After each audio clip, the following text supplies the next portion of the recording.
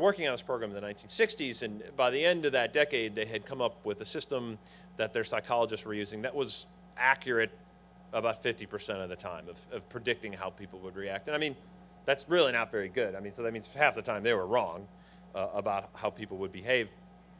And it's one of the reasons they kept people in a training program for so long, to kind of watch them, because they didn't know how these people would react under pressure. But then in the late 60s, maybe 1969, they had a visiting psychologist in. This is something they often did. People with new methods, they'd invite in and say, hey, why don't you sit in with us while we evaluate this new crop of astronaut candidates. And this guy named Tabby Kaler comes in, and he sits in with them.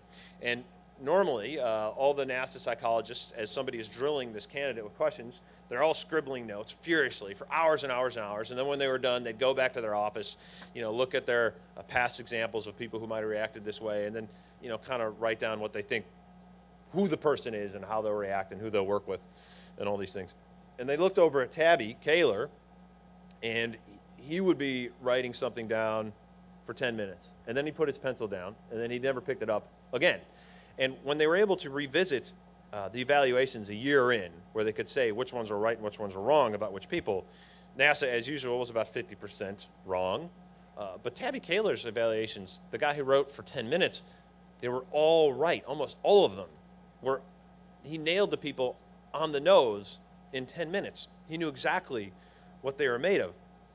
And so NASA brought him back, and they said, well, we want to build our system around yours. What are you doing? And so they spent the next 15 years building this personality parsing system out of Kaler's methodologies.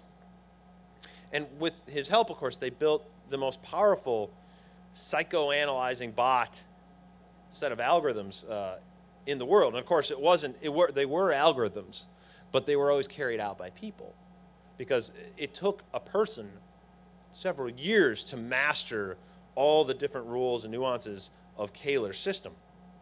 But so how does it work? I mean, the science of this thing, Kaler's system, works off the words that we speak, the way in which we structure sentences, the way in which we use pronouns, the way in which we start sentences, how we put our clauses together. All of those things tell us weird things about our personality. You wouldn't know it unless you read about this guy. But the way we speak says a lot about us as people. And the key to this story, of course, is that words are data. Words are data. Words are quantifiable. They can be parsed, stored, sorted. So once speech recognition software